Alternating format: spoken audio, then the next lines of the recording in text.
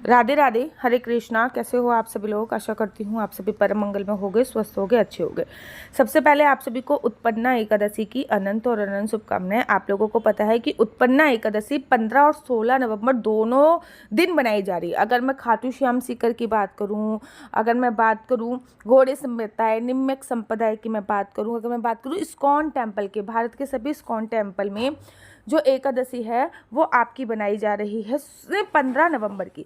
लेकिन बांके बिहारी जी के मंदिर में, राधा रमन जी के मंदिर में और भी एक दो मंदिर ऐसे हैं यहाँ पे 16 नवंबर की एकादशी बनाई जा रही है। तो ऐसे में बड़ी सारी कन्फ्यूजन ये क्रिएट हो गई है कि एकादशी आखिर है कब। याद रखो, कोई भी संशय नहीं है कि एकादशी जो व्रत का प्रारंभ हो रहा है वो 14 तारीख की देर रात को 12:49 पे हो रहा है। मतलब मोटा मोटा अगर मैं ये मानूँ ना कि 12 बजे की बात ना, तिथि भी बदल जाती है, ठीक है ना। हाँ, मतलब डेट बदल जाती है, तो ये समझ लीजिए 15 तारीख को भी आप समझ सकते हो। तो 14 तारीख की देर रात को 12:49 पे हो रहा है। वहीं एकादशी तिथि का जो विश्राम हो रहा है वो 15 नवंबर को रात को 2:30 के आसपास हो रहा है। 15 नवंबर को रात, तो सूर्योदय के साथ जो एकादशी, तो कोई भी संशय नहीं है, वो 15 तारीख की ही है। सूर्योदय के साथ कोई एकादशी होएगी वो 15 तारीख की ही होएगी, ना तो दशमी युक्त एकादशी है, न किसी भी प्रकार का कोई दोष। बांके बिहारी जी के मंदिर राधा रमन में जो एकादशी बनाई जा रही, पहले तो वो 15 तारीख की बनाई जा रही थी, लेकिन अचानक से उन्होंने देखा कि 16 तारीख को पक्षवर्धनी द्वादशी का योग बन रहा है। अब पक्षवर्धनी द्वादशी क्या होती है? पक्षवर्धनी द्वादशी ये होती है जब भी अमावस्या के समय दो सूर्य उदय होते हैं, अर्थात 2 दिन की सूर्य उदय के साथ अमावस्या होती है, तो उसको पक्षवर्धनी एकादशी के नाम से, द्वादशी के नाम से संबोधित किया जाता है। तो ये होती है पक्षवर्धनी द्वादशी, क्योंकि इस बार जो अमावस्या है ना, इस अमावस्या में 2 सूर्योदय हैं, अर्थात 20 तारीख को भी अमावस्या है, 21 तारीख को भी अमावस्या है, तो इसको बोला जाएगा पक्षवर्धनी द्वादशी का संयोग। जब भी ऐसा संयोग आता है कि पक्षवर्धनी द्वादशी होती है तो हम द्वादशी का व्रत रखते हैं। इसलिए अगर मैं बात करूँ निम्नक संप्रदाय में, राधा रमन संप्रदाय में या फिर बांके बिहारी जी के संप्रदाय में, तो वो लोग एकादशी का व्रत ना रखकर पक्षवर्धनी द्वादशी का व्रत रख रहे हैं, जो कि 1000 एकादशी के व्रत रखने का फल प्राप्त होगा, ठीक है ना। देखो, जो लोग केवल इसलिए एकादशी देखते हैं कि दीदी बस हमें ये बता दो चावल कब नहीं खाने हैं, चावल कब नहीं खाने, तो आपको 15 तारीख को चावल का सेवन नहीं करना।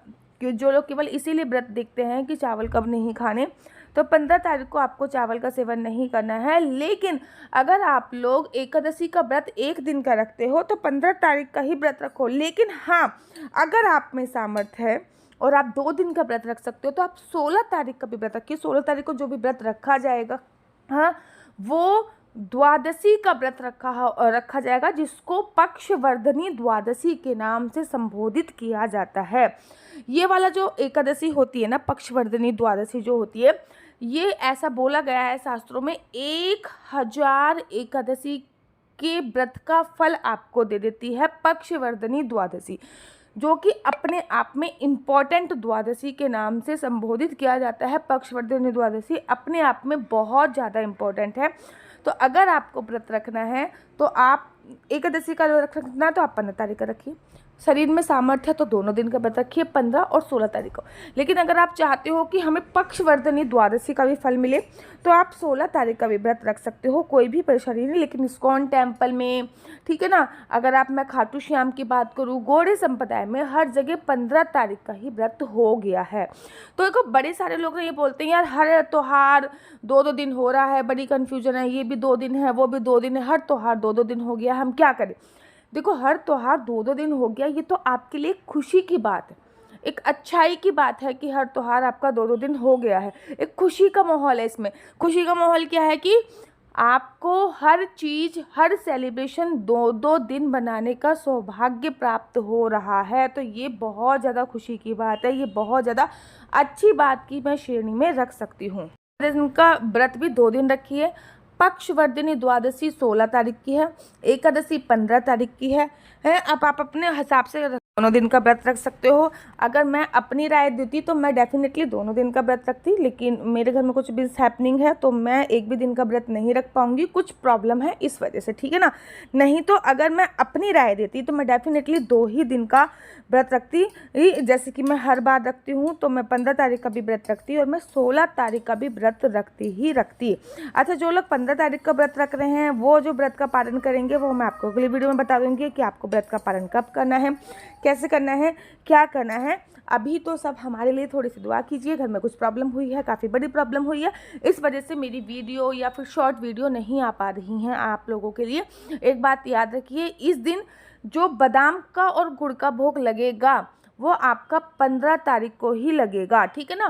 कहते नहीं है कि उत्पन्ना एकादशी पर भगवान को गुड़ का भोग लगाया जाता है, ठीक है ना, वो 15 तारीख को लगेगा। गुड़ और बादाम का भोग भगवान को जरूर लगाओ। गुड़ और बादाम का भोग भगवान को लगाने से आपको तोते की योनि से मुक्ति मिल जाती है, ठीक है ना। तोते की योनि से आपको मुक्ति मिल जाएगी गुड़ और बादाम का भोग भगवान को लगाने पे। तो जो एकादशी है वो 15 और 16 दोनों दिन है। व्रत आप 15, 16 दोनों तारीख को रख सकते हैं।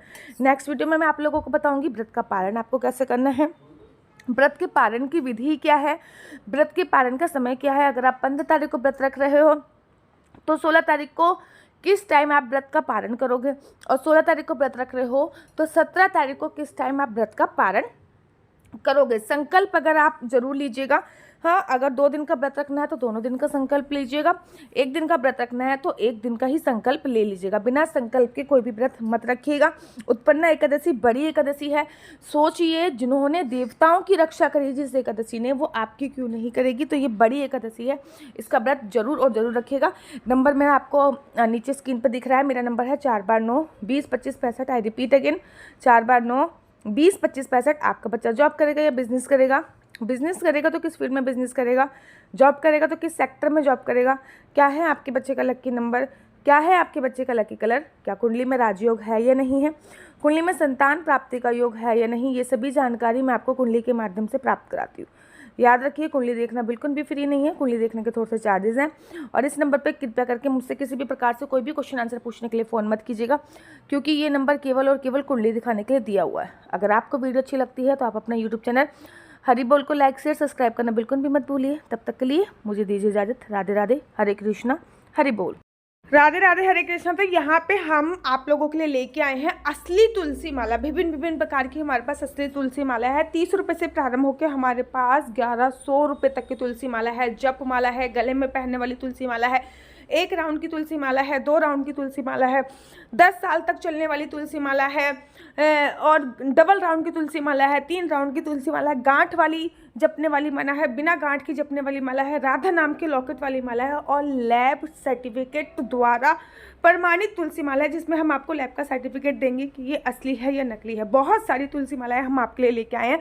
न केवल हम आपके लिए तुलसी माला का कलेक्शन लेके आए हैं, अपितु लड्डू गोपाल की असली तुलसी माला जिस पे राधा नाम का लॉकेट है, लड्डू गोपाल के लिए वैजंती माला, लड्डू गोपाल के लिए चंदन माला भी हम लोगों के लिए लेके आए हैं।